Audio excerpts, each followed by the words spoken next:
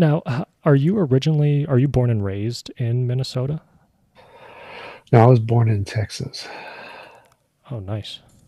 Um, when did you when did you arrive in Minnesota? When I was a kid, sometime like 8 or 4, sometime early, I don't know. Wow. But you pretty much, when people ask you, you pretty much say, I'm from Minnesota. I'm not from Texas." I normally would say I'm from Texas. Yeah. I think it's just more interesting, I guess. Mm-hmm. And what do you do this full time, or do you also have like a full time job that you do? I used to do this full time for a while, but I started trying other things, so I have like 5 jobs right now. How is managing that? Is it tough? Not really. I don't think so. Are you able to say, what are some of the other things that you're juggling right now? OnlyFans, Pornhub. No. My main job would probably be chess coaching. I do chess coaching for 2 different companies. So I do about 12 schools a week or something. So like one or two before school starts and then like one or two after every day or more or less. Then I do Jimmy John's bike delivery from 10 to 2. It's my like stay in shape job. YouTube stool donation for 2 different companies. It's the best job probably. And ad reps for my car. Probably. I think those are the main ones. The chess coaching, what age groups is that? K through 12. Okay. Wow. Is it mostly uh, men, or is it girls and women too? Mostly men, I think. I think when you get into the much younger groups, it's more even, but mostly men. Any like child prodigies that you have under your wing? Yeah, I had one student at a school who is the same rank I am. So he was like 8th grade, and my rank on Lee Chess and chess.com is like 2200. He's the same rank. And of for context, for somebody like me who doesn't really know rankings, 2200, that's very premier. Mm, I think so, yeah. I think like 2000 and above is when you're considered like very good. And are these mostly done, or the competitions, or if somebody's that you're coaching going through competitions, are these in person or are these done online? In person, so I like go to the schools and teach classes of like 30 kids. And when maybe like when you yourself, if you're in chess matches, you mostly do them in person? Do you mostly compete in person? No, because competing pays very poorly. Yeah. So I only play online for fun. I gotta imagine too that competing online is a different feel than competing in person. Probably because online it's not. I don't actually do the competitions. I just play ranked matches pretty much, and so it's just public play against other people kind of a thing. Playing in the ranked matches takes a lot of time and effort, and it's not worth the payout. So I just play for fun mostly, and while waiting for class to start or something, I'll play while at the coffee shop. If you were to tell somebody, maybe like me, who I don't really play chess, the one or two things that you could do right now to get better at chess, what would you say? I just teach you the rules. So like the other than just the rules of the game, there's like the rules of the beginning: pawns to the center, get all the knights and bishops to the center castle. First 3 rules. Middle game rules are like check the opponent's closest piece first and the opponent's longest range piece, and look at all their pieces before you look at your pieces. Stuff like that. And rules of checkmate: build a wall, keep the wall, create another wall. Is that what maybe some might say, like just the basics? Yes, sort of. So like They are the basics in one sense, and then when you start getting good at it, they become less basic. So like the middle game rules, check the opponent's closest pieces and longest range pieces. Um, what you're checking for changes as you get better, and when you start to learn all the different complicated things, you start checking for more stuff. And so in that sense, it the same rules can be very complicated if they get built upon. Currently at home, do you have very nice chess sets that you've collected or something like that? No. Yeah. I think the nicest one I have was my high school chess set because I was on the high school team. Hmm. I never use it or touch it. The nice things I've collected are Yu-Gi-Oh cards. I have like $10,000 in Pokemon cards, $10,000 in Yu-Gi-Oh cards. You and I might be like around the same age then, because I grew up with Pokemon, Yu-Gi-Oh as well. I'm 4,000. What about you? 4,000. Yeah, give or take. Oh, in age. Oh, that's actually. I guess we are very different in age. I guess. Would have been better if you said we. Yeah, I guess we were exactly the same age. Like amazing. Did you meet Yoda? Like, yeah, he was a great guy. I want to give you a proper introduction really quick. So, hey, everybody out there, my name is Chris. This is Chee, Tash, and today we have a very special guest on the podcast, content creator, debater, TJump, TJump. Thank you very much for joining me today. Please introduce yourself or add in anything in addition to that introduction. I'm TJump. I like potatoes. Nice. So I know we've been talking about some of the other things that you do, but where I first came across your content was on a debate video on Modern Day Debate, which is a YouTube channel out there that hosts different debates. And I saw you on there, I think, debating some sort of religious topic and thought, wow, this is pretty cool, making a lot of great points and putting on a very good performance. When did you first start doing these debates? Um, 7 or 8 years ago, I guess, started having conversations with professors in coffee shops, mostly as a way to practice conversation in a setting that didn't trigger my anxiety too much. And I've heard you actually mention in a couple of your videos about anxiety and depression. Is that something that has been a struggle for you for a lot of your life? Yep, my entire life. Yeah. Probably the biggest struggle. Mm. Would you say currently or presently that it's gotten better over the years? Um, yes. So my depression has gotten better, but the cause hasn't. I know for myself, I know I struggled with anxiety for a few years, and yeah, definitely that's something that's not fun to deal with. Would you say do debates or content creation, does that help with anxiety or depression?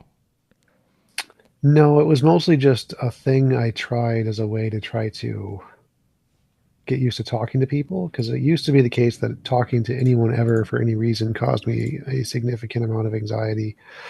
And so I did YouTube and online conversations as a easy way, safe space way to have conversations that were less emotionally exhausting. And in that way they helped, and then I got became more used to conversation and talking to people and building social skills. Um, but ultimately, it didn't really work to help with the depression. Now, you mentioned professors that you've had conversations with. Now, your educational background, did you attend university, get postgraduate degrees? I started going to college for computer science, but I started my YouTube channel at all at the same time, and the YouTube channel became more successful. And because I had depression and anxiety, and going to school was mentally and emotionally exhausting, and so I didn't get anything out of it. So I pursued growing my YouTube channel and dropped out of going to college because I was wasting money and wasn't helping at all with achieving more social skills. That's really interesting. I'm actually in my day job. I'm a software developer, although I didn't. That is not what I got my degree in. I actually attended a coding boot camp, if you're familiar with those. And it's funny. I've interviewed and talked to other software engineers, and there's kind of a debate right now. I guess maybe there's always been a debate. Hey, do you need a degree to do things in your career? I don't know if you have any thoughts on that, especially in computer science. Do you feel like a degree is necessary to become a developer or software engineer? Well, a degree isn't necessary for anything. The point of the degree is to demonstrate um, a certain level or pedigree of ability to do a lot of busy work, follow orders, follow schedules. Most of what college and high school are is just a training ground to know that you are a reliable employee, not to know that you actually have the skills to do the job. That's just like a secondary thing. And so school does show that you can follow rules and follow orders and complete tasks in a timely manner. And that's kind of the point. And so the vast majority of the stuff you probably learned in school, you probably never use and you probably never will use. And so really it's not about giving people the skills to do the job. It's giving people the skills to be obedient workers. Do you remember going back to your YouTube channel when you were first starting it? What were those first few videos like, or what were they about? Conversations with professors. So it was like Rick Mattson and um, David Clark, I think, were the two like first ones I had conversations with, and Blake Genta maybe. So it was just conversations on the philosophical arguments for gods. That was the same stuff I normally do. Is that, did that eventually lead to you debating these professors or people like these professors? Well, the conversations were technically debates. They only got into like formal debates later, but they were still just always debates. Early on when you first starting doing them versus, debates that you do in this current time, are they very different as far as, your how you debate your opponents, or the energy or the tone of the debates? Um, Sometimes yes, sometimes no. I think the earlier debates were very intellectual and respectful, and so a lot of the debates are like that. But like the debates on modern debate aren't like that at all. A lot of dumpster fires, and so when it comes to debating professors and people who are very intelligent and intellectual, they're about the same. When it comes to like the dumpster fires and the flat earth debates, those are a relatively newer thing. How did you first get connected with other debate platforms like a modern day debate? I don't remember. It was just probably one of us emailing saying, "Do you want to debate?" I was like, "Sure." Mm-hmm. I think the first person who like raised awareness of my channel was Pine Creek. He was the first one to like invite me on his channel to do interviews and stuff. So I think he was the one who first got me a lot of traction and growing. And does your approach to debating, does it differ whether you are on your channel versus if you go on somebody else's platform, Not really. as far as things that you might bring up, or points that you make? They're essentially the same between your channel versus others. Yeah, pretty much. Yeah. I think it depends more on who I'm debating rather than the platform. Mm-hmm. Because like the quality of the debater and how smart they are, what they're able to understand will progress the topic to more meaningful avenues, which will be unique to debating them versus dumpster fires. Mm. Now, was there ever a point where you were doing debates in person, or have they always been online? Yeah, I've done a bunch in person. So I did the first one in person was probably modern day debates in Wisconsin with Stephen from Hellenistic Christendom. And then I think I've done 3 or 4 debate cons with modern day debate. I did a debate with the Bible and Beer Consortium in Texas, with skeptics in Georgia. I did a speech at the Black Non-Believers in Mexico on a cruise. I'm doing one in person here in Minnesota on the 17th.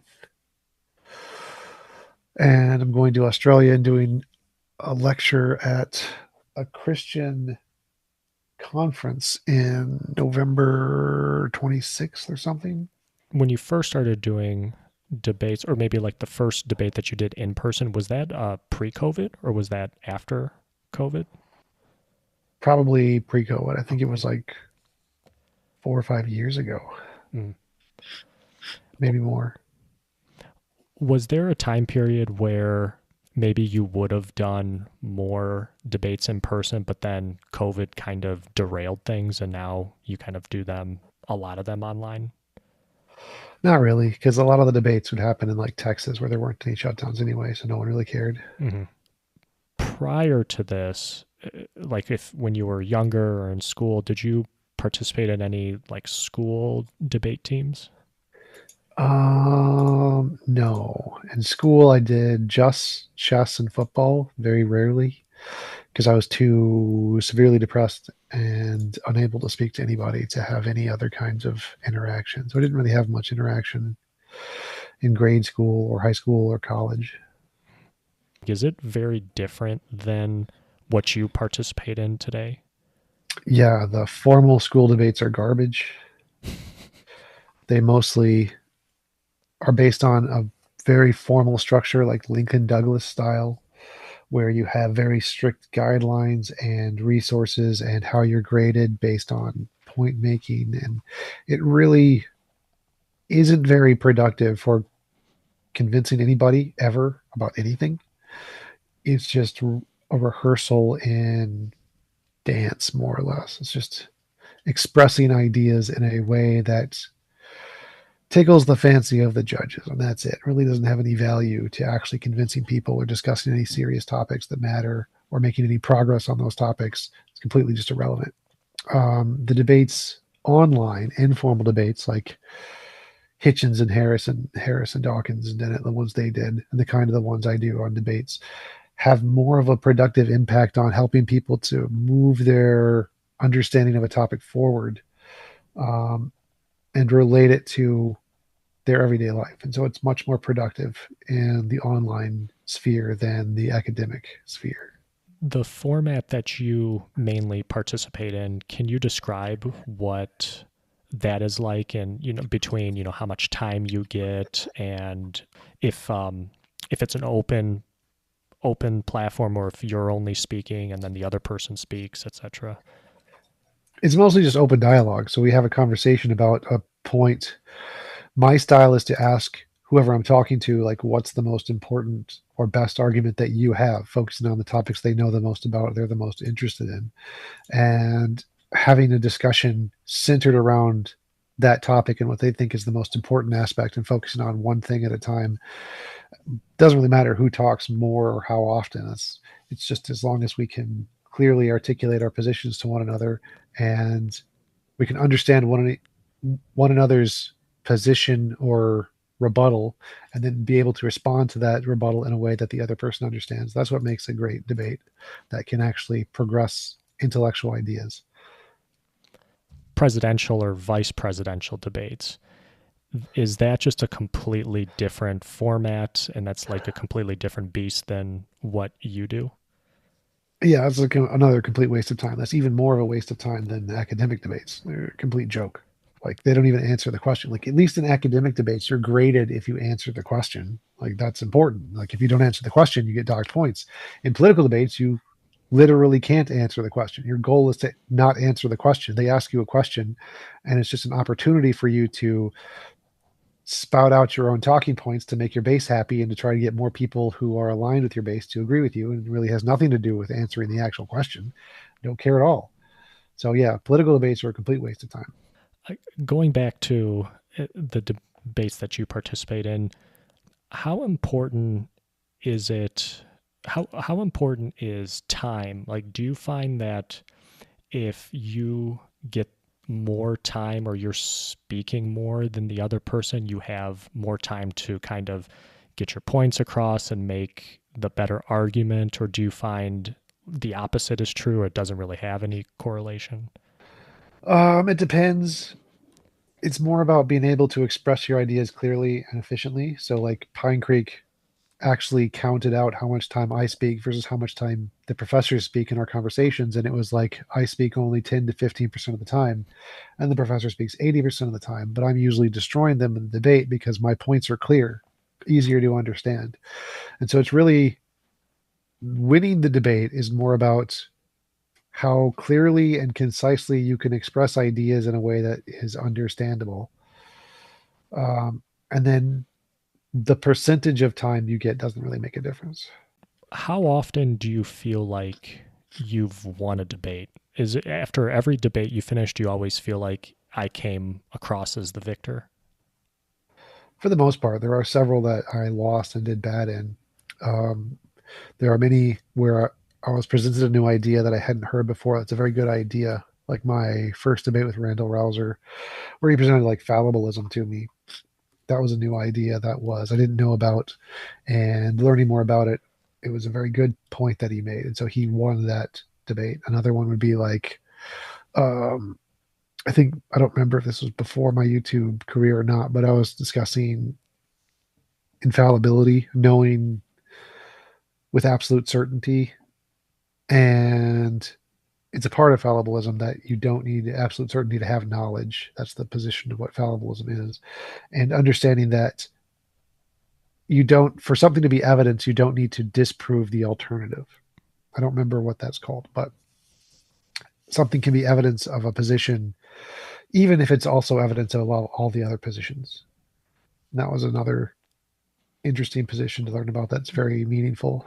Do you place any stock in maybe what other people or how other people view how the debate went? So maybe you could feel like I had the best debate ever and I did really, really well, but then maybe you look at the comment section or if there's a chat window that's going and people are just not on your side. Has that ever happened? Oh yeah, when you go on dumpster fires like the kill stream with Jay Dyer, that happens all the time. It's not meaningful at all. In so in the debate, are you trying to change the audience's mind? Uh, Indirectly, yes. The goal is to have positions that are compelling enough to be able to change a certain percentage of the audience, but it's like a single digit percentage. Changing a single digit percentage of the audience in a debate is actually massively huge. It's an extremely high success rate. Politicians dream of that success rate. So, in a way, yes, the goal is to make arguments that do that. But my direct goal is just to make the most successful, compelling, easy to understand arguments. Now, do you ever find in a debate or after a debate, have you changed your opponent's mind? Yes, many people have. Like one of them that comes to mind first is one of my debates with the professor on alternatives for God, and I brought up a naturalistic particle, like a quantum particle that could create the universe as a necessary being. He's like, I never heard that before. I'll add that into my next book. Like that's cool. And so there have been a number of occasions where professors have said, "Oh, I've never heard that argument before. That's a really good argument." I don't know if I fundamentally like made them an atheist. That I don't think has ever happened, but I have introduced new ideas to them that they had never heard before that they thought were very interesting. So in that way, yes. Now, I've heard you describe yourself as an atheist. Is that correct? Yep. Has anybody you have debated ever given you a good reason or changed your mind about God or religion? No. And currently, I have heard that you have actually started a church as well. Yes, that would Yeah. be one of my goals is to grow, take my model of morality and build it into a religion alternative to Christianity. That would be really cool. Mhm. And, currently, as it is today, is it uh, um, there's currently service, or it's currently like providing functions for people? Right now, it's just the live stream on Sundays. That's about it. Oh, nice. Do you have, or do a lot of people attend or go to live stream? Um, Back when I was doing it seriously, it was like 200 to 300 per show, but I haven't. I've been just uploading old content for a while now. I had lost motivation to really keep doing new conversations every day. Mm. So since then, it's gone down a lot. But is it has it been difficult, or is it difficult starting something like that, like a church that is? No. Have you been to any Western state in the United States? There's one in every corner. It's not difficult at all. What are the most common topics that you debate? Evidence for God is the biggest one. I say there is none. Somebody else says there is, and we whatever argument that they center around is usually the topic. So that's usually the most common one. Are there any debates where you've only, or are there any debate topics where you've only done like one debate on? Sure, I did one where I was a Christian debating that God does exist and against Samuel Masson, who was pretending to be the atheist. So I've done a lot of niche debates like that. Oh, that's interesting. So now in that specific debate, like, was that difficult for you to take the opposing side? No, that's one of the things that's good about academic debate is that they don't tell you what side of the debate you're on, that you have to prepare for both sides. And so it's a requirement that you understand the opponent's position as well as your own. That's a very good thing about academic debate. And so from my position, I'm always trying to do my best to understand both sides of the position very well. So it was not very difficult to try to take the alternative position. In that particular debate, do you feel like you came away victorious? Um, Insofar as that I presented a better case for Christianity than he did for atheism, probably. But not enough to convince convince yourself to switch. Yeah, Yeah. no. Do your tactics, or maybe what you present, change based on like these mini subtopics of what I would call religion, like existence of God, the truthfulness of the Bible, etc.? Can you like plug and play different arguments no matter what top subtopic of religion you come across? Probably. So the way I interpret that question is to say that I wrote an epistemology, a theory of knowledge, which can assess what certain claims are and what kind of evidence is required for those claims. And so that epistemology can be applied to all of the different arguments for God universally. And I can start from a basis of using that epistemology in order to answer any argument that comes up for the existence of God. And by epistemology, what exactly does that mean? Epistemology is the study of knowledge. And so anepistemology is a formal method in order to establish what knowledge is. Like justified true belief is the contemporary definition of knowledge, and what counts as a justification would be your epistemology. So eyewitness testimony could be evidence of something, or empirical evidence could be evidence or something, or uh, shaking a magic 8 ball could be evidence of something. And your standard of whatever qualifies something as evidence is your epistemology. In the topic around the existence of God, are or what are like the common themes that you bring up for in favor of your side across your debates with different people? Or are there common things that you bring up with your opponents? Sure. So, like, Jesus drawn babies, it's a great line from Pine Creek. So, like, when talking about the morality of the Christian God, it does a complete inversion when you look at the patterns of morality when it comes to everything that we know about morality. So, if you compare, for example, a power dynamic, the person who's in a more powerful state abusing their power to take advantage of less powerful people is always wrong, except when God does it. Or when a doctor is trying to heal you, if your doctor from the 1800s is trying to like save you from a gunshot wound, he cuts your leg off because that's the only thing he knows how to do. Whereas if a doctor today who has access to penicillin cuts your leg off, you'd sue him for malpractice. So the level of power the doctor has mitigates how much harm they can do to you unnecessarily. And if they do greater than necessary amounts of harm to you, that is immoral. And so a God with infinite power would has some goal, save your soul or whatever. If he causes you more harm than is necessary, that's immoral. But in the case of Christianity, it does a complete 180. He's allowed to do anything he wants to, and it's totally fine because I'm a sky daddy. And so the biggest argument that I bring up in the case of morality is the complete inversion of moral trends and moral norms when it comes to this one God. It's just special pleading.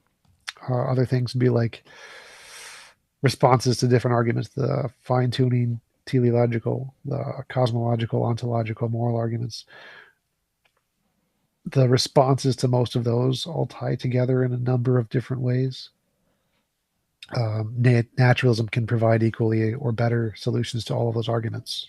And so I'd like provide a naturalistic alternative, quantum field or quantum particle that is the necessary being, and can that explain the origin of everything? Yes. Can I explain the fine tuning? Definitely. The exact same way God does. So, like, I'll do the mirroring or stalking horse argument where they present an argument for God and say, well, God explains this in this way. And then I just copy that like a mirror and say, well, okay, well, the quantum field explains it in this way, which is like the exact same way. Problem solved. Now we have an equally as good explanation for the fine tuning as you do for God, and you don't need a God for it in order just to show that they're what they perceive as evidence isn't really evidence at all. Are these debates regarding the existence of God, are they mainly with people who identify as being a Christian? Yeah, mainly I've done Jews and Muslims and Latter day Saints, Mormons, Hindus, all kinds of different religions, Black Hebrew Israelites, but mostly Christian. And do you find is there any sort of difference in the debate between if you are debating somebody who is a Christian versus, like you said, who's a Jew, who's a Muslim, who's a Mormon, etc.? Yeah, Muslims specifically are about 400 or 500 years behind Christians in the level of their argumentation. So they're just objectively worse in so many ways. Maybe there's a few Muslim debaters who are much more qualified, but it seems like the vast majority of the popular Muslim debaters are just significantly behind in their knowledge of philosophy and science and everything, to the point where their arguments are the things that Christians were using 600 years ago. Um, that would probably be the most common one. Obviously, Hindus have a different view on morality, and so you can't say they're God drawn babies because that's not, it's a different book. They have different things in it. So there's clearly differences based on the per religion basis. But when it comes to evidential claims, if their evidence is argumentation, like the fine tuning argument, then yeah, they all get defeated in the same way. And so your approach, no matter who you're or what religion somebody is that you're debating in regards to the existence of God, your approach doesn't change. Oh yeah, but my approach is essentially asking them what is the best evidence you have, and so that approach is never going to change because it's essentially just asking for their position. Mhm. And so it's not like I have a pre-written script or argument that I'm going to present no matter what the opponent says. I always ask them first what's the thing that they think is the most important. I've also seen your debates regarding evolution, and I know that this is something that kind of gets tied into religion. And why do you think this belief or non belief of evolution is so tied to like Christianity or religion, or do you think it is like very strongly linked? Like you, if you're a Christian, you don't believe in evolution. Because in the Bible it says humans were created from a dirt from Adam, and woman was created from his rib, Eve. And so it wasn't billions of years of evolution from different species to humans. It was a much more direct process in the Bible. And so literal interpretations of that will give them the perceived belief that evolution must be false. And so it's pretty much exclusively a religious trend to deny evolution on the grounds of their book saying that it didn't happen. Does that conversation change, or or maybe does it? Yeah, does it change at all whether somebody's like Jewish or Muslim or Mormon or Hindu?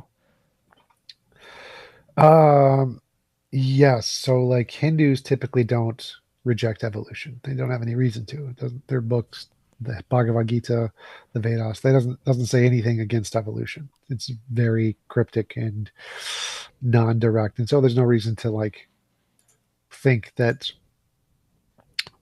because those books exist, evolution will be false. Saying evolution is false is pretty much exclusively a Christian and sometimes a Muslim thing, but mostly a Christian thing. Jews don't really care as much. Jews mostly don't take the Bible as seriously or as literally as the Christians do. I actually have heard a debate, and I forget the gentleman's name that you were debating on Modern Day Debate, where your opponent actually was a Christian, but he believed in evolution, but he believed that it was the work of God, that God made evolution, basically. I forget the exact argument, but does your approach change in that sort of dynamic where somebody says, hey, I am a Christian, I believe in God, but God created animals and people to evolve? Oh, I mean, sure. Like if someone believes in evolution, then I wouldn't try to argue for the truth of evolution since they already accept it. So I would usually, again, start by asking them, what do you think is the best evidence for God, and address what they pick. Whereas a creationist, someone who believes that evolution is false, would probably start with the fact that they think evolution is completely ridiculous. And so that's why the topic would center around the evolution conversation rather than going on to their other preferred arguments. From listening to a few of your debates regarding evolution, I've heard you bring up DNA as like a big point that you make. And is that kind of like the end all be all argument that you would use in that sort of situation? Sort of. So DNA on its own isn't really anything. It's the patterns in DNA, specifically the retrovirus ERVs, the endogenous retroviruses that inject their DNA into our DNA. And then when our DNA is replicated through cell division, for the very few cells that are like stem cells or like sperm cells or egg cells that get these ERVs to inject DNA into them, all of their offspring will have the same ERV marker at the exact same location. And none of their parents or brothers or sisters will have it. So all of their offspring will have it, all of their descendants will have it. None of their parents or siblings will have it because the chances of an ERV injecting its DNA to the exact same spot, which it injects it at random locations along whatever 3 billion long base pair chain, is astronomically low. And so we can tell the relation between species and humans by looking at the patterns in the ERVs and telling, oh, well, this one is in this location for all of these animals, but not for these. Therefore, these must be more related. And that was something that was predicted before we knew it. And that's what I would focus on as real evidence, is the ability to predict something before we know it and get it right. If it's predicted before we know it based off of a hypothesis and then that discovered to be correct, that's evidence the hypothesis is true. That's the real evidence that I focus on for any given topic, is that novel prediction of new information based on a hypothesis is true evidence that the hypothesis is true. As far as this topic, has any opponent that you've faced in this sphere of debating evolution, have they given you something that is given you pause or made you rethink your arguments as far as evolution? Well, some of them have said things so insanely stupid that it gave me pause. Kent Hovind has accomplished this task a number of times. But none of their arguments, no, none of the creationist arguments are especially stupid. The ones that think evolution is false, they have to do so much mental gymnastics to try to make their arguments work. They're all just completely terrible. It's just the level of the terrible is astounding and awe-inspiring of how stupid they can be.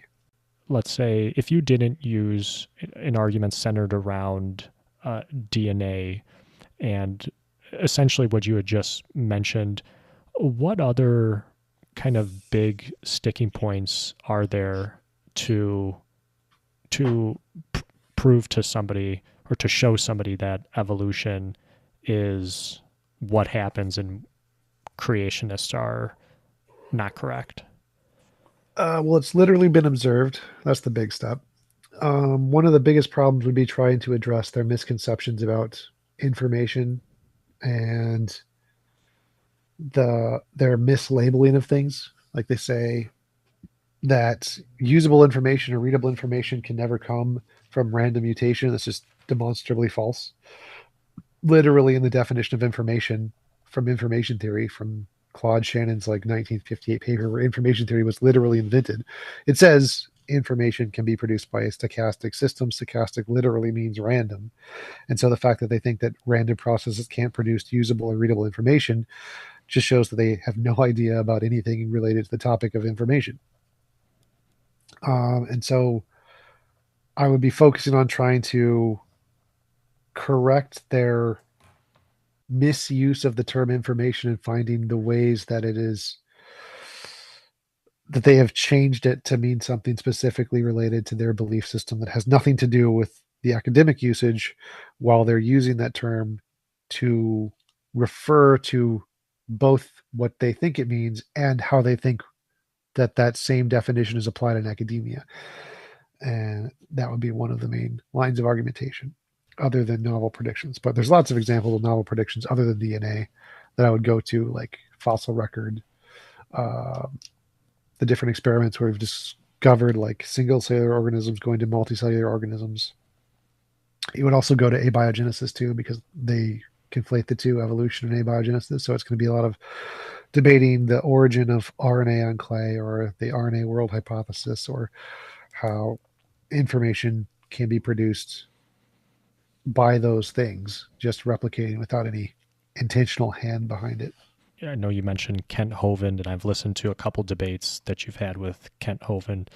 And what you were just saying with information, does that address what I heard a bunch of times among your debates with them about adding, quote unquote, adding new information, and that evolution doesn't add new information? I forget exactly what he had said, but I don't know if you remember the exact context of that.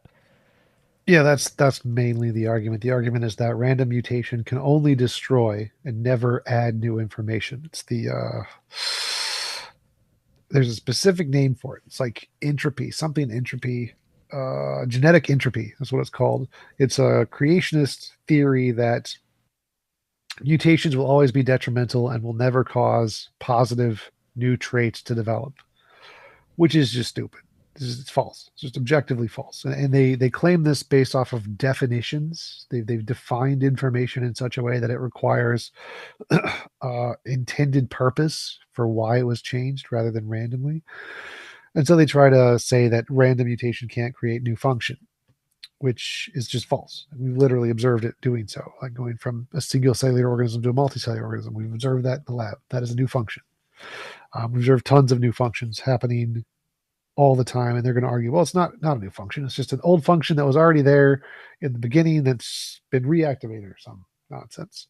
This is something else that I've heard in your debates on this topic about the difference between a prediction and a post-diction. And I was wondering if you can explain the difference between those two. Yeah, so a post-diction is taking something we already seen and expect and then saying, oh, the pattern that we already know will continue to happen. The sun will rise again tomorrow. Or, well, there's two parts to this. The first part is taking something somebody else predicted and then explaining it in your hypothesis. So if I predict we're going to discover a boson, the Higgs boson, in the Large Hadron Collider under these conditions with these numbers, and somebody else says, oh, but my hypothesis can explain that too by the magic leprechauns. That's a post-diction. You're taking the information we already see and making it fit your hypothesis. Anybody can do that. Not spectacular at all. No one cares. Prediction is when you can think that you're going to discover this thing before it's discovered, and it's an expected result of your hypothesis. So a prediction is an expected result of your hypothesis that we don't know yet. A post-diction is something that's already been discovered that you're making it fit into your hypothesis. So anybody can make anything fit into their hypothesis if we already know it. No one cares about that. The second thing is the explaining something or claiming that something we already know about is a prediction. So like cows come from cows. That's a prediction Kent Hovind makes. He's like, oh, well, cows will continue to come from cows. Like we've already seen them come from cows. That's not novel. There's nothing novel about that. So you're just taking the stuff we've already seen, the post part, and then inferring the post part will continue into the future. Like the sun will rise tomorrow, which is not a novel prediction. It's a prediction, but not a novel prediction. How has this topic of evolution changed over the course of scientific history? Like, for example, has evolutionary theory or is evolutionary theory today a lot different than from when Charles Darwin first wrote Origin of Species? I mean, yeah, he didn't know anything about DNA or pretty much any of the complex processes that we know about today. So he was essentially making the predictions about things that they would discover, knowing nothing about the field. And then since then, we've discovered them and then made new predictions that he couldn't even dream of and discovered those too. His work, his books were still very relevant, or they're still very needed, very important in laying the foundation, I guess, for what we know today.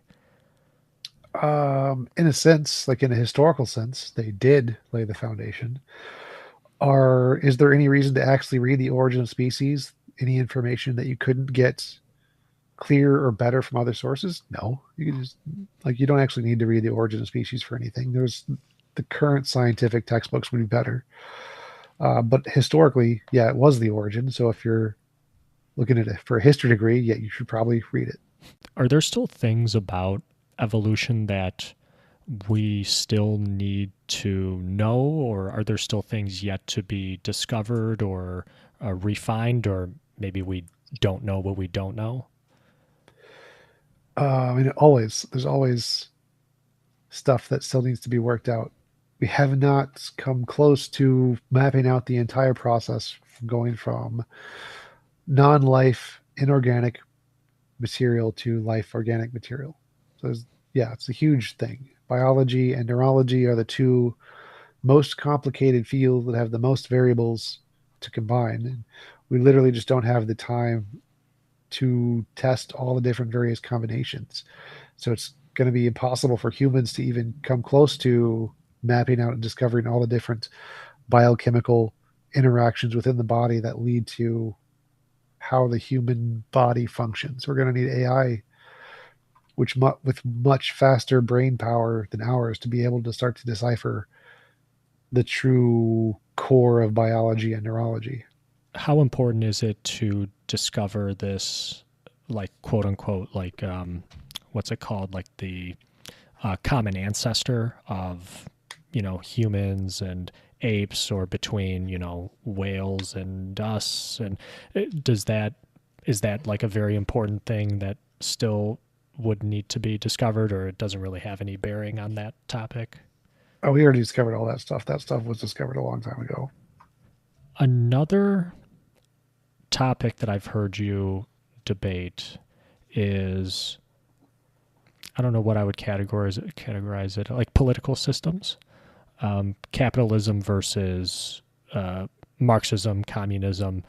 Do you still have debates on those kind of lined up, or in the future? Or do you still take debates on those? Well, if anyone pays me $50, I'll debate anything. I don't care. But I don't have any debates really planned other than the in-person ones Mm-hmm. coming up because I don't. I just lost motivation to keep doing them. You always take the side of capitalism, or does it depend on the question that's being asked? Yeah, it'd probably depend on the question being asked. The most common debates are usually going to be pretty basic, like which is the better system for humanity or something, and then they'll probably take capitalism. Yeah. Mm. How would the question be framed to where you would take the opposite, like you would advocate for communism or socialism? What is the more moral system? What is the more equitable system? What is the one that has the more goal of equality? Like those moral utopian goals are the aspiration of utilitarianism and or the aspiration of communism and Marxism is to try to make a more equitable society. It doesn't work. It pragmatically fails, but the ideal is more moral than making I forget what it's called, not equestrian, the thing where we're all based, we get stuff equivalent to our skill set, egalitarian. Mm-hmm. That's not a moral way to run society. Whereas giving people what they need according to their needs is a much more moral way to run society. It just doesn't work. Does the debate also change now if you're debating communism or socialism or Marxism? Does your approach change whether it's any of those other or terms that you're debating? Oh, it would depend on the topic. Yeah. It's like if the topic was which is the most pragmatic system that encourages humans to function in an economically viable way, it'd be the same. It'd just be showing that capitalism works Mm-hmm. to motivate people, and socialism and communism, Marxism don't work to motivate people very well. Um, but if it was on like the principles of the particular system, then I'd have to modify the debate topic to focus on the principles specific to whatever system they were advocating for. How would you define those terms, especially like socialism, communism? I mean, we could even throw in there Marxism, Leninism, because I know for myself for a while, I kind of just my surface level knowledge, you kind of lump everything together, but would you say that those are all very distinct and very different things? Sort of. So like they all branch off from Marxism, the books of Karl Marx.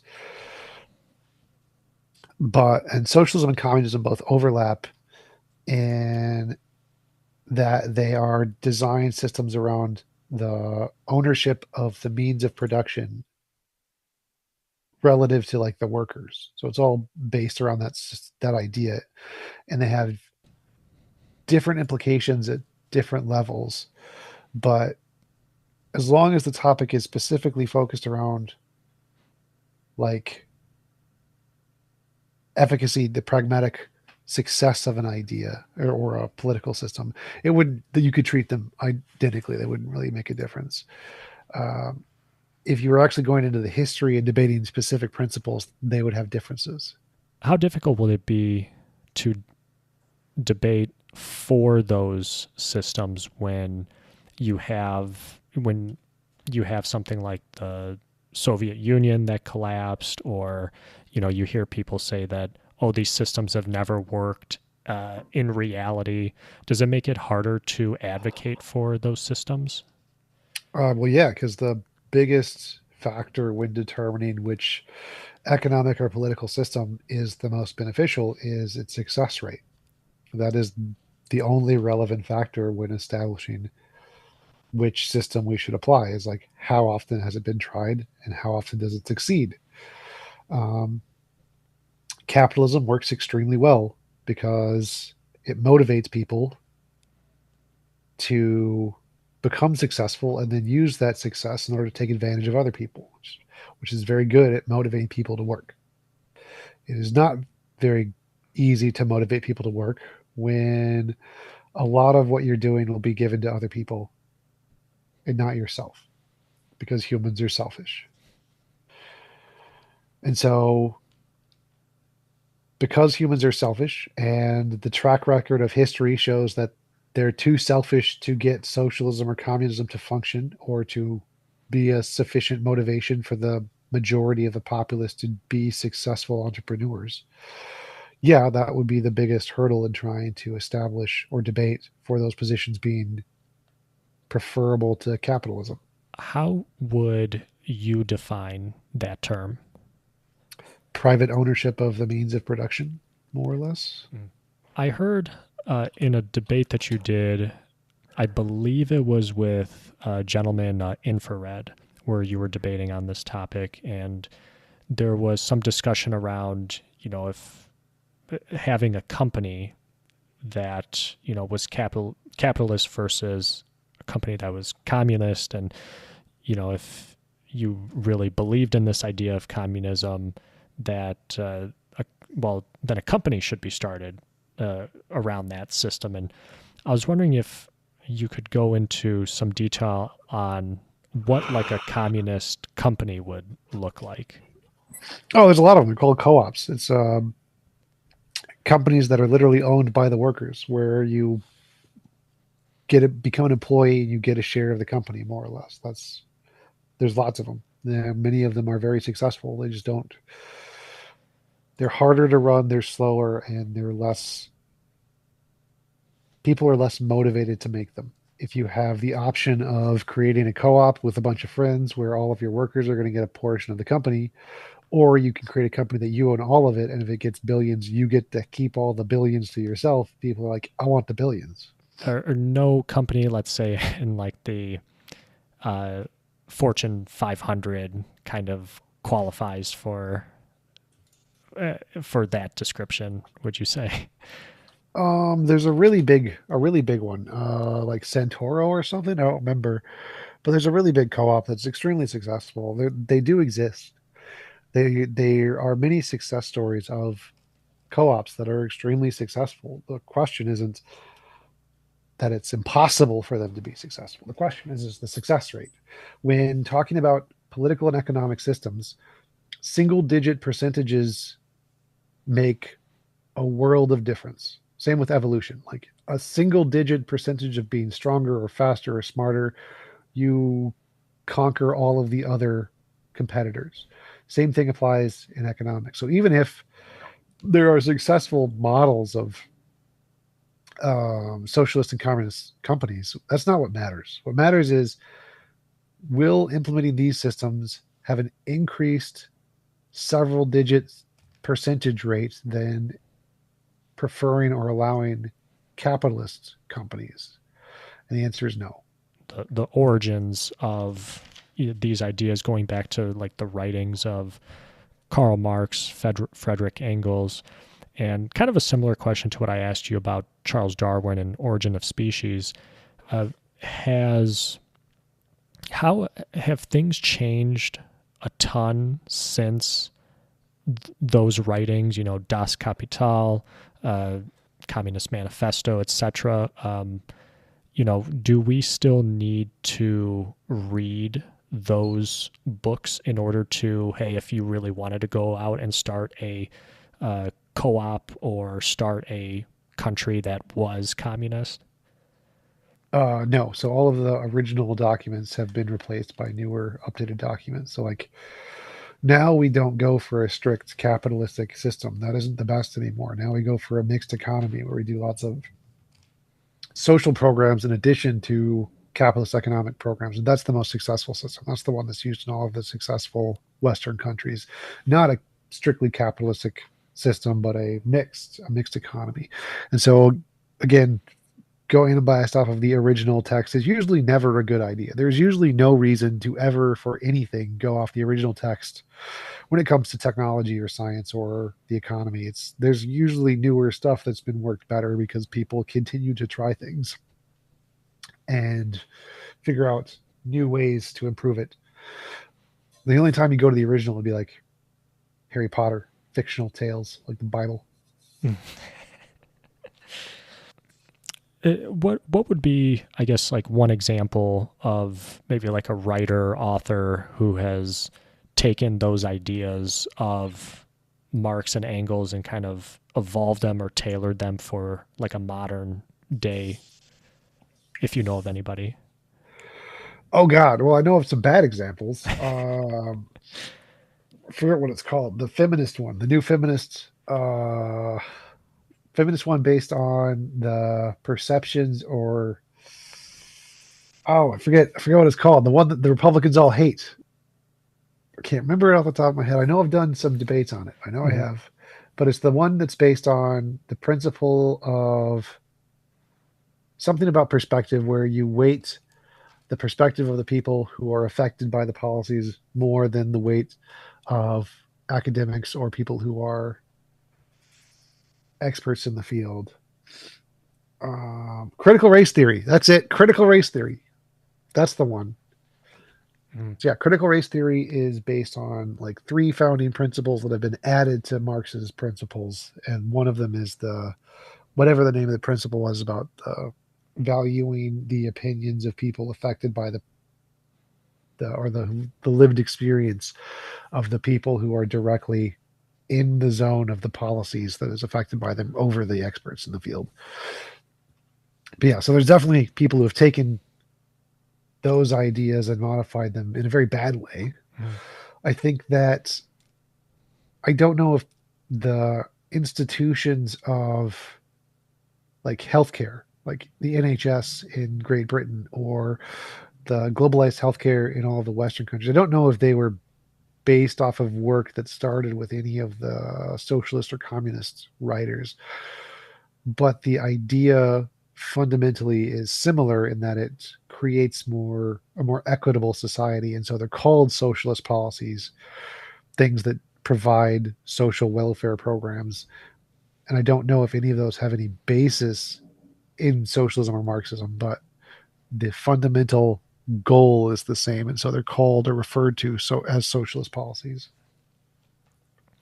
Now, on that same token, uh, if we look at capitalism and maybe somebody that equates to the level of like a Marx or Engels, maybe somebody might say would be like an Adam Smith, and to flip it over to that side,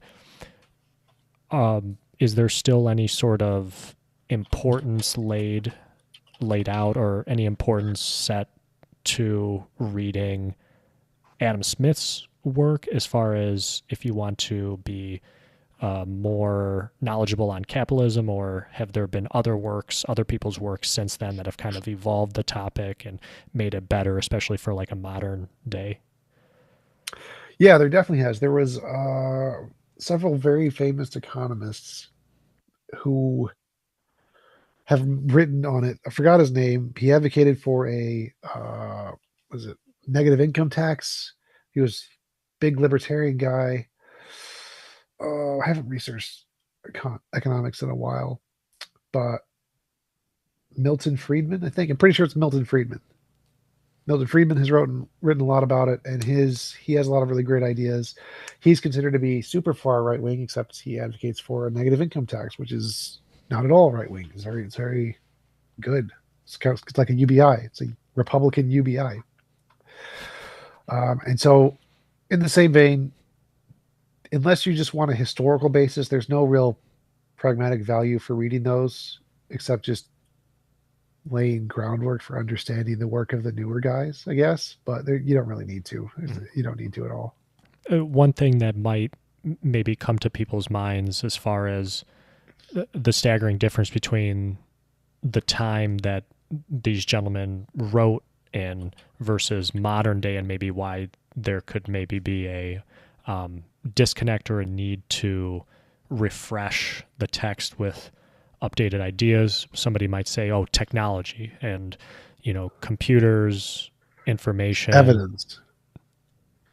So the biggest thing is that we have more data, more ways to collect data, more experiments. It's more experiments done on economies and countries and cities, and so we have just simply a vaster amount of data and time to process that data, which they didn't have.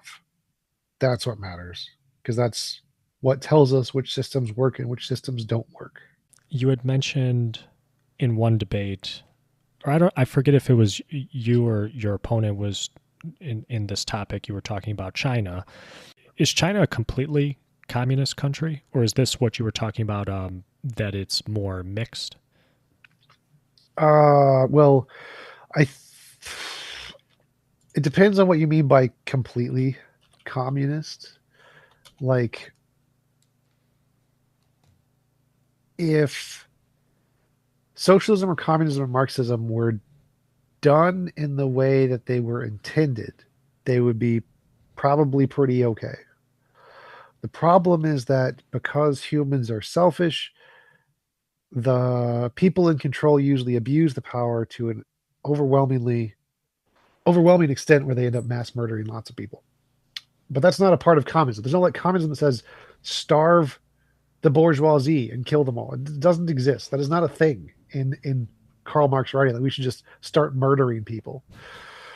But it's a consequence of communism insofar that because people are selfish, they aren't motivated to adhere to the values of communism or socialism. And so, in order to try to motivate them to abide by those rules, you're going to have to threaten them with guns and starvation and death. And if they start their own private economies, um, like the Bolsheviks or whatever, I forget, it's a B word that was in Russia, then in order to stop them, because they're not motivated to adhere to the communist political system, you're going to have to shoot them or kill them or something.